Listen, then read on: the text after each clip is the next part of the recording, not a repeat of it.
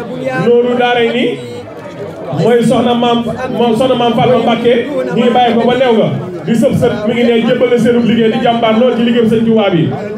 waaw kay salaamaaleykum wa rahmatulah mbokk yi ni ngi leen di nuyu di leen siyaar baax tey nag ni leen ko waxee rek ñu ngi fii ci émission daayira yi ñëw fii kër Cheikh Mouhamadou Mountakha fekk fi soxna Fatma Mbacké moom Serigne Dan Khady Lo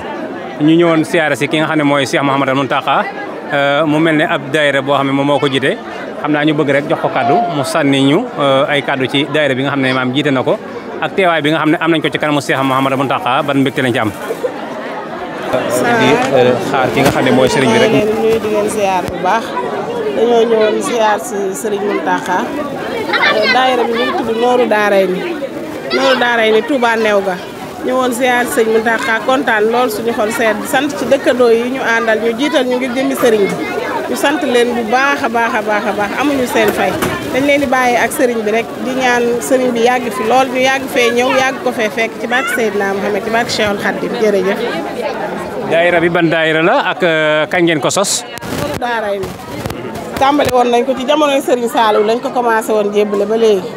jébbal nañ ko sëriñ Saliou jébbal ko sëñ Alaaji Baara ak sëñ Sidi Maxtaar ba ci sëñ Mountakha yàlla na ko fi yàlla yàggal lool Mbàkke ba ci kanam a kanam ci barke Sëriñ Touba jërëjëf.